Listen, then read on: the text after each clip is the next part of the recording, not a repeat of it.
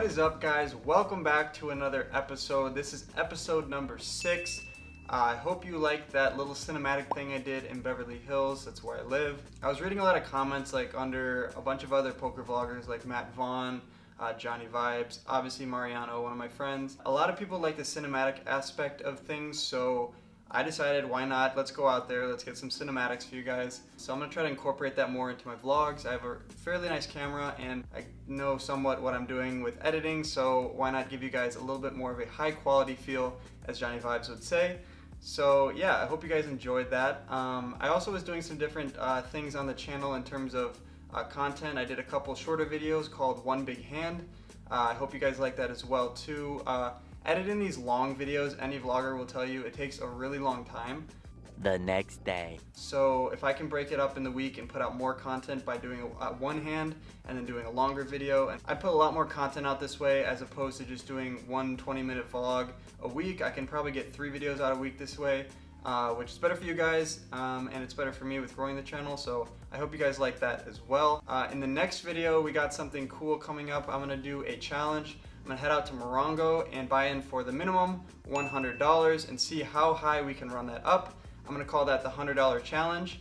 I see a lot of investing challenges where they like put 100 in the stock market and then they run it up to like 1,000 or 10,000 or something like that. So I think it'd be pretty cool to buy in for $100, see if we can run it up to a decent amount, and then start all over again in the episode 2 of that, the second part, $100 challenge. You guys have also been commenting that you want more footage at the casinos. I agree with you. When I watch my favorite vloggers, the best ones are the ones that do try to get the hands, try to get the betting action, all that kind of stuff. And it's really been a trial and error for me in terms of filming at the casino. Big shout out to all the other poker vloggers because it's a lot harder than it seems. Right now I've been doing it on my iPhone, but it's kind of hard. It's a trade-off between filming way too much stuff and filming nothing. So I think the best way is going to be with this new GoPro that I just picked up. And I'm going to be filming a lot of hands with this GoPro. I think that will make it easier. There's a button right on the top. I can just start and stop. I don't have to constantly flip open my phone and do things like that. So hopefully that should make the vlogs a lot better. Stay tuned for that in 2 episodes. I already pre-recorded the next episode, so this will come into place in 2 episodes from now, and I will let you know how that goes. So now this episode, we headed down to Agua Caliente, one of my favorite casinos. We jumped in the 1-3 game at around midnight on a Friday night, and we ended up playing for 7 hours. We played the graveyard shift, and we got into a lot of big hands, a couple of which happened right before we left at like 7 in the morning. So you guys are going to want to stay tuned to the end of this video. As always, hit the like button if you enjoyed the video. It helps show it to more people, which I greatly appreciate. And subscribe. I want to build a huge community here. Let's get to 1,000 subscribers ASAP. But without further ado, let's jump into those hands.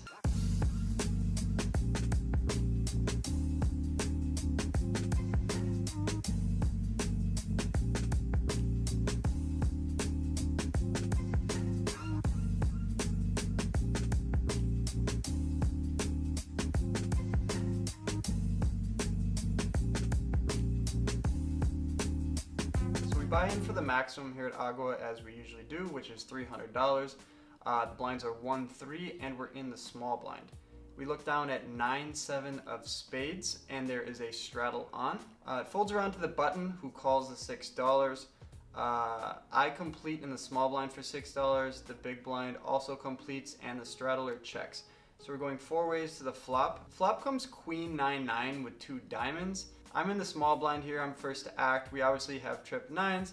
I bet $10 here. My logic being that there are 2 diamonds out there. Queen probably isn't gonna fold right away, and they may just check back. Things like that. We just wanna build a pot here. We're probably good with our 9s. There's only 3 other players in the pot. So I bet $10 and only the straddler calls. So now we're going heads up to the turn. Turn comes a 7 here, so now we fill up right away, no sweat. If we were behind any 9s, we are now probably ahead unless they have queen 9 exactly. So I'm gonna put in another bet here. I bet $24 and the straddler pretty quickly calls. So now we are going heads up to the river. With around 92 in the pot, the river comes to 3 of diamonds. I think that if he was calling the flop and turn with diamonds here, he's obviously going to be betting if we check to him. Queen is probably going to check behind. A 9 is never checking behind. I think that they would bet small for value and then fold to a raise if we represented diamonds on the river. But with our hand, we have a full house. We're pretty nutted here. I think that it's a pretty 50-50 between betting and checking here. Betting 3 streets looks really strong, obviously, but if we check to him, it could look like, I don't know, we have a weak queen or something like that. I wasn't really sure. I thought that if I bet, he probably folds a lot of the time unless he has a strong 9. Or if maybe he has diamonds he calls. I think a bet is fine, but in the moment, I decided to hand him some rope, and I checked it over to him, hoping that he would bet a decent amount and then I could raise him and potentially get some extra value if he decided to call it off with a made flush or trip 9s. That is not what he does though. He gives us the bad news and taps the table twice, indicating that he is checking. He immediately turns over queen 7. We show a 7 and then a 9, so we have the boat, and we're gonna scoop this pot right away. Let me know if I should be betting that river there. I think the comments are probably gonna say I should be, but in the moment I decided to check. Oh well, on to the next one. We have around 300 in our stack now. A couple orbits went by since the last hand, and we looked down at pocket jacks. Jack of spades, jack of diamonds. We're in under the gun +1 position here, and I think a raise is obviously fine like 95% of the time, if not 100% of the time. Sometimes I get a little tricky here at these tables. There's been a lot of raising, so if I limp here and someone raises, I can come back around and isolate that person and get them to put in money. There are 6 limpers to the big blind, so it's not looking pretty good at this moment. It looks like we're gonna have to proceed with caution in a 7-way pot on the flop. However, the big blind gives us some interestingly good news, and he throws 2 more chips out there. At Agua, they're $2 chips, so when he throws 2 chips out there, it's raising from 3 to 7, which is legal. The under the gun position player now calls at $7, and we are not having any of that. We're gonna raise it up to $32. So when we do that, it folds back around to the big blind, who puts in the call, and the under the gun position also puts in the call. So we are putting ourselves ahead of both of those players. I don't think limp calling from the under the gun position necessarily means a strong hand. I think he would have done what we did right away when the big blind raised if he had a better pocket pair than us. And obviously the big blind, we are not putting on anything good. 2 unders to our cards for sure.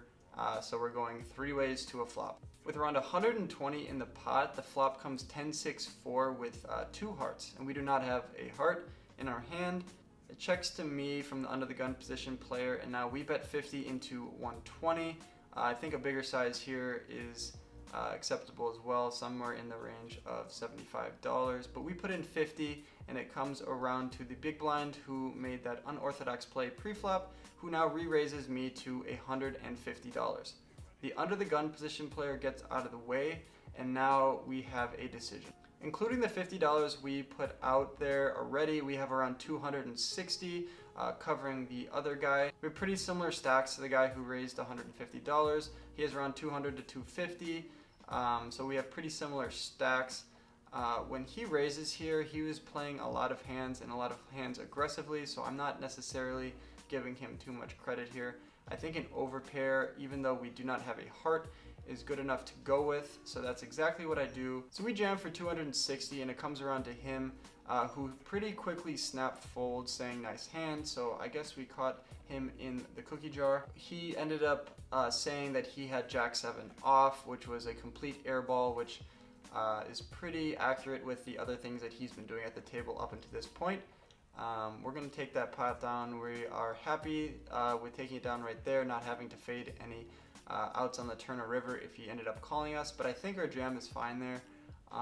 We just want to get it in while we're ahead and not be confused when the turn comes another heart or something. And in this case, if he would have barreled on the turn, even though he didn't have any hearts, I think that it would have been really scary, and we probably would have had to call, but it just wouldn't have been optimal. So I think jamming on the flop is probably the best, and we scoop a $530 pot.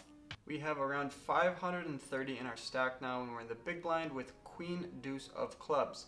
Obviously we are in the big blind with this hand. I probably would not be playing any sort of queen deuce suited from any other position other maybe than the small blind or the big blind, or if I put in the rare straddle. There are 3 limps to the small blind who completes. I check my option and we are going 5 ways to the flop. Flop comes 9-8-3 with 2 clubs here, and it checks to the under the gun +1 position who bets $10. The middle position player puts in the call, the button puts in the call, and I'm gonna put in the call here too. In this moment, I just wanted to make my hand first and then start building a pot. 4 ways. It's pretty unlikely if I raised here that I'd just win the pot right away. We'd probably get 1 or 2 callers. I want to wait till another club potentially comes in, then spring the trap. That's what we do. We are going 4 ways to the turn. Throwing $55 in the pot. The turn comes to 10 of clubs here. The small blind checks to me. Instead of checking here, I'm going to now put in a bet. I bet $25. Under the gun +1 calls and the small blind calls. I like that a lot. I'm hoping that people have 2 pair or maybe even a worse flush than me. I think it's pretty unlikely that someone has a king or an ace-high flush. I think we would have heard about some action pre-flop, and given that it was limped around, I think the likely holdings here are 2 pairs, potentially a lower flush, and maybe the occasional straight. So we're going 3 ways to the river now. The river comes a king of diamonds now, so the board does not pair. We don't have to worry about anybody boating up, even though we'd probably still put in a small bet on the river if the board did pair. Now we size up a little bit. There's around 130 in the pot. We bet 80. If we get raised here, we are probably just going to have to fold. There's not a lot of bluffing that people can be doing here, and it's probably going to be a better flush than us. So we bet 80, planning on bet folding. The under the gun +1 position pretty quickly folds, and the small blind pretty quickly calls. We show our hand and we are good. He also shows his hand and he shows king 8 for rivered to pair. We scoop a pretty nice pot there, around $300. Actually paid off pretty well. Thank you, Israeli Ron. If it wasn't for you, I probably would not play that hand. Just kidding, I'm in the big blind. On to the next one. With around $700 now in our stack, we pick up 4-5 of clubs from the big blind. Whenever we're in the big blind, we seem to pick up suited clubs here, so you know what, we're gonna have to play this one too. Under the gun +1 limps, under the gun +2 raises to 10. Middle position player calls, I call, and the original limper calls. So we are going 4 ways to a flop here. Flop comes 10-8-3, all clubs, bingo, bango, bongo, as Jeff Boski would say. We have flopped a flush, a low flush at that. However, we are most likely good here. We obviously don't want another club to come off here, so when it is my turn, I bet $32 into a pot of around $40. I'm just going to charge people if they made 2 pair, charge people if they have a high club and they want to draw to it, etc. I'm also fine with taking it down right here. We only get 1 caller from the under the gun +2 position, so we are going heads up to a turn. Turn comes the king of spades here. The person that called me had to have had a good hand here. I'm thinking a high club kind of hand. What we want to do here is, since she decided to call a flop bet that was around 75% of the original pot, I'm putting her on a strong hand here, which means that if I fire big again, I think that she will probably also call. And in the case that she does not have a strong hand but has a 1 club type hand, she still has equity. We don't want her to get there, so we need to charge that. And if she wants to put in the money bad, go ahead and do that. That's fine with us. So around 105 in the pot. I look at her stack. We cover her. She has around 200. So if I bet around like $80 or $85 here, she'd have only around 115 left on the river, and there would probably be around 275 in the pot. So in this situation here, I just decided to jam, putting her on a pretty strong hand, but one that we beat. And also in her eyes, maybe looking at us, if we jam here, maybe it just doesn't look like a flush. Maybe it looks like we're just trying to get her to fold. So if we play this flush pretty fast here, maybe we could get a call from a weaker hand that just doesn't believe us. So that's what we do. We end up jamming, putting her all in. She snap calls, which is surprising, flips over her cards. She has 2 black aces, so she still is pretty live. And honestly, probably don't blame her for calling that, because she could be ahead of us, and also she has the redraw to the nut flush with no paired board obviously right now. I don't remember what the river was, but I do remember that it was a brick, and I remember this because the dealer starts pushing her chips into my stack, which is always a good sign, and pretty often means that you have won a hand. So we are going to scoop that here. We show our 4-5. She's pretty disgusted, but takes out another 200 and rebuys. Probably gunning for us now. Let's get it. On to the next one. Is he a great PK Jeff? PK. So how fast can I like? So now we have like 800 in our stack, sitting pretty good, pretty happy with the way things have been going to this point.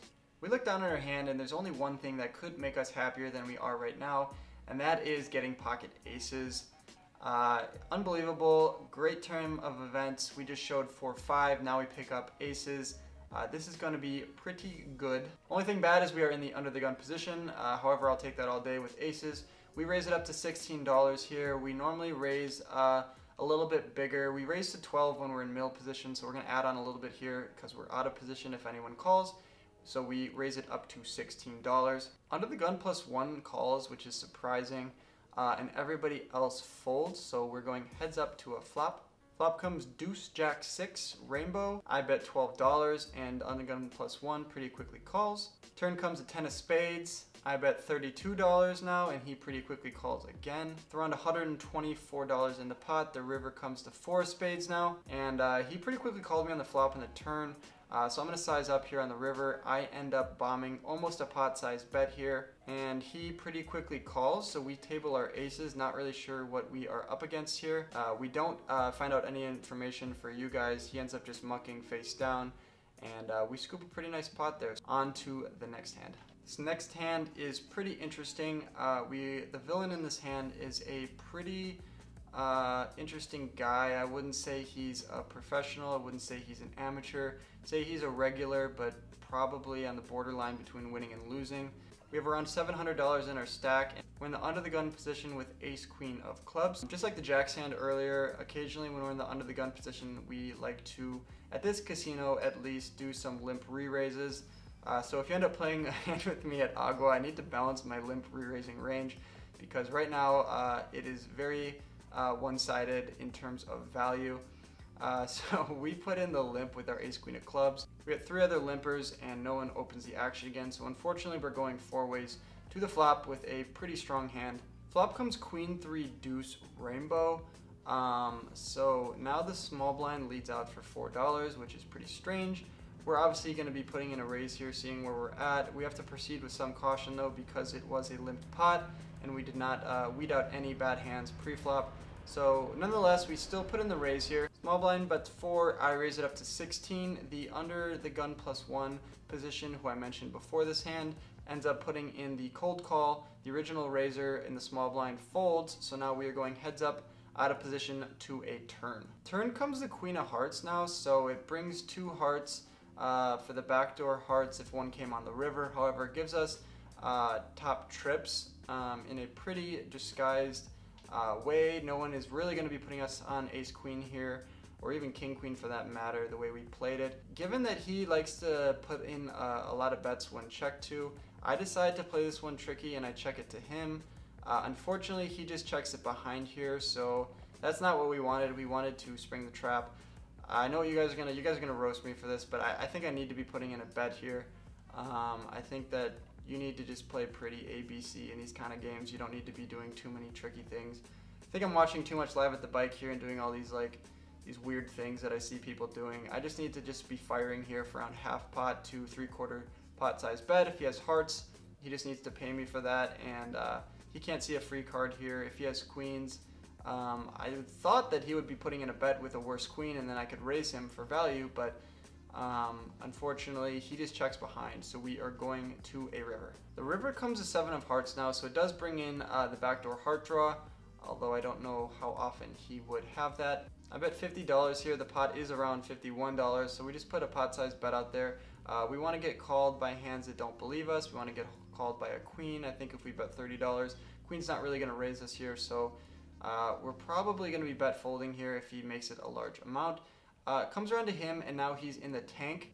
So I'm hoping for a call at this point. I'm thinking that he has a 1-pair type hand.